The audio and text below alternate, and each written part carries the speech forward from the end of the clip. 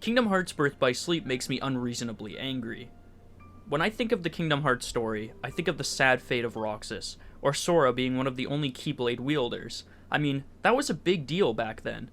And the Kingdom Hearts universe has always made that clear that Sora, among a few others, are special and should be treated as such. Hard to believe that you, of all people, are the chosen one.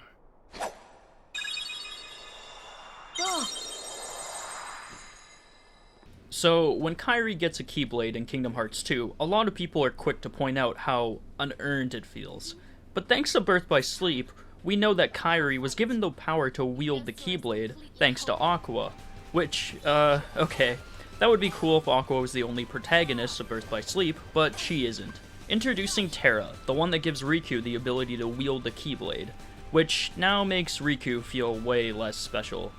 Especially considering in KH1, he was the original Keyblade's chosen one before he fell into darkness, and since that happened, well, Sora gained the ability to wield the Keyblade. Or it's because he had it all along thanks to, you guessed it, another Keyblade wielder. And also, another protag from Birth by Sleep, which again, devalues the whole chosen one thing. So with Ventus... oh, right. Okay, so why does Roxas look like Ven, and why does Ven look like Roxas? If Roxas is Sora's nobody, he shouldn't look like Ven at all then, right?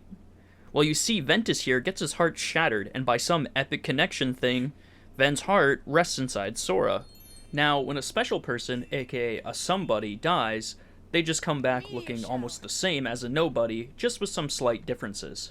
Well, I assume the deal here is that since Sora was brought back, somehow Roxas, while being Sora's nobody, took Ventus's appearance. Which, okay, I guess that makes Roxas less special, but at least it makes sense. I mean, he's still a special case, in a way. But now, we know Roxas got his appearance from someone else, but that someone else is like Sora if you took all the annoying, unlikable traits that his character has, and put them all into one character. You see, Ventus here is nice and all, but him being only light means he's super childish with no edge or backbone, which makes him extremely annoying. So what happened to all his darkness, you may be asking? Well, it was stolen, and separated from him to form another person known as Ventus, who, I mean, he has a really cool design until... okay, why the fuck do you have Sora's face? Well, apparently, Ventus didn't have any sort of form until Ventus went into Sora's heart. It isn't explained very well, but Ventus basically says his appearance is being corrupted by Sora, which is kind of similar to what happened to Xion, but like, why? Like, wow, cool, everything is connected, but this all just feels like it's banking on nostalgia. I mean, this game also calls back to the other games a lot. Hell, just look at the opening scene.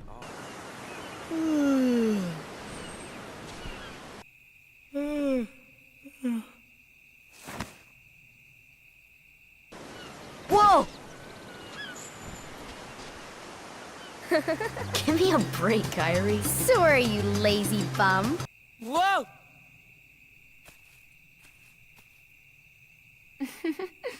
Give me a break, Aqua. Ven, you hopeless sleepyhead. Like, does that make the story of Kingdom Hearts feel more special to you? Because to me, if anything, it makes BBS feel like pandering BS. Oh, I haven't even mentioned the voice acting yet. Just listen to these clips. In other words, they're just like you, Ven. What does that mean? You'll find out someday, I'm sure. I want to know now. You're too young to know now. Quit treating me like a kid. Hey, what are you laughing at? I can't help it. You two would make the weirdest brothers. Huh? Little magic on it. Really? What? An unbreakable connection. It amazes me how bored and unenthusiastic these voice actors sound. The thing is, I know these voice actors can do very well in their roles. They've proven that in other installments. But it seems like there was a lack of voice direction here. And you know what? I've done all this complaining, and I haven't even talked about the gameplay yet. Kingdom Hearts BBS marks a major change to the Kingdom Hearts core combat. And it is the start of the command deck system that is full of these spammy and flashy moves. Normal attacks barely even stun enemies anymore, so you'll most definitely rely on spamming triangle because even if some of those moves don't stun a lot of enemies, they do grant invincibility frames. Another change to the gameplay is shot locks and command styles. Now, command styles is this game's answer to drive forms. And what a terrible way to do drive forms.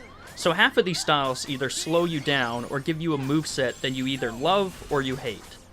These styles seem to be very, very, very lightly based on what commands you use, and I really mean lightly. Like, I can spam Thunder several times in a row to try and get a Thunder style, but since I used Fire once, I'll get the Fire style. The system is just quirky like that, I guess. Now for shot locks, I feel like these only exist to counter the game's bad design. To further explain what I mean, let's look at these bosses here. Notice how fast the bosses are? It's like this game expects you to be Kingdom Hearts 2 Sora, which wouldn't be a problem if you were, but the problem is you're not playing Kingdom Hearts 2. You're playing a very, very slow Kingdom Hearts game. Hell, I would even say the combat here feels slower than KH1. Yeah, your moves are more flashy here, but that's another problem in itself. Those flashy moves and style forms is unlike drive forms. You can't choose when to activate it. Instead, the game does it by itself. And that pretty much happens in every battle of the game. And it wouldn't be so bad if you weren't forced to be paused mid-battle because of these transformations.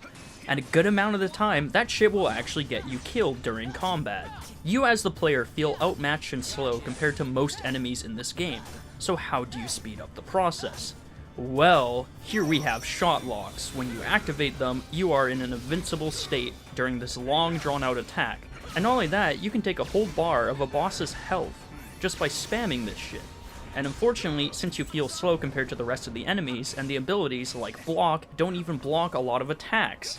Yeah, you are pretty much forced to rely on a broken move, which leads to every battle you're in not feel rewarding at all, or straight up downright annoying, and it doesn't matter what character you play either, because all of them share these same problems. Now, as for the worlds, well, the lineup is definitely unique.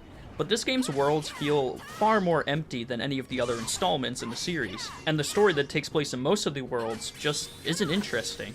Well, outside of seeing the organization members before they became a part of the organization, that is. But that Lee and Ventus scene can fuck right off. So not only are we baited into thinking this would be a proper fight, like Terra versus Braig or Sigbard, whatever you want to call him, but nope. This turns out just to be a cutscene. But this scene also kinda implies that this is one of the main reasons why Axel befriended Roxas. It suggests that Lee's brief friendship with Ven makes something in Axel awaken when he meets Roxas. And that feeling is what drove him to interact with Roxas. And if that's really the case, it's yet another example of BBS connecting itself to the overarching story when it really doesn't need to be. Like, I get it, it's a prequel, but a lot of the things that are connected don't need to be, and a lot of the explanations we get, we don't need those explanations. If anything, it's best to leave some things a mystery, but unfortunately, this game doesn't feel like it wants to leave anything a mystery. Now, for how the game's story wraps up. Terra is lost to darkness, and his body is claimed by Xehanort, who becomes man-sex. Ven is left broken and left to rest inside Sora until he awakes, and Aqua is left to roam the realm of darkness, waiting to save her friends. It's my friends. That's a pretty sad ending for all three, is what I would be saying if the game made the characters likable enough for me to care about them. Don't get me wrong, I get what they were going for story-wise, but the Birth by Sleep story is nowhere near the quality of the other games released at this point. And if you want a good heartbreaking story, look no further than Kingdom Hearts 358 Days Over 2. The raw emotion a lot of those characters display just isn't present in Birth by Sleep. Part of that is due to the voice acting, the other part is how bland Terra, Ven, and less so but still bland Aqua is. I think the saddest part of this game is the game itself. In my opinion, this is the worst Kingdom Hearts game by far. It doesn't have the mystery or wonder that Kingdom Hearts 1 has. Say what you want about Chain of Memories, but the card system is somehow way more complex than anything Birth by Sleep has to offer. Birth by Sleep obviously tries really hard to be Kingdom Hearts 2, but fails in every aspect that made Kingdom Hearts 2 great. 358 Over 2 definitely has its share of annoying and poorly designed moments, but the gameplay is still better than Birth by Sleep. Recoded may not have a good story that 358 Over 2 has to offer, but its gameplay is probably the fastest in the series, and somehow takes the command system and fixes most of its problems that Birth by Sleep created. Which is funny because this is on the DS, which is a severely less powerful console than the PSP. Dream Drop Distance is definitely a game where the opinions vary, but it definitely feels a lot like Birth by Sleep. But guess what? It still does everything better than Birth by Sleep does. And I think Flow Motion is one of the main reasons for that. And look at Kingdom Hearts 3. It again improved on all the other aspects Birth by Sleep had to offer. And look, the Birth by Sleep characters are here, and even out of their own game, they suck ass. Worst part about these characters is they are so important, so it's not like you could skip Birth by Sleep. Although maybe I'm just a hater. I mean, a lot of Kingdom Hearts fans would say this is their favorite Kingdom Hearts game. Obviously, I cannot agree, but some enjoyment does come from this game. The multiplayer in Mirage Marina is pretty cool. Also, when you just play the PSP version occasionally while you're out waiting for something or, taking the bus, it's not really the worst experience. In fact, it's still a fine portable experience. Just sitting down and playing this game at home on a TV is terrible, when I know there's so many other great Kingdom Hearts games I could be playing. Like Kingdom Hearts 1, 2, or maybe 3, ooh. Say what you want about Kingdom Hearts 3, but it's infinitely better than what Birth by Sleep has to offer.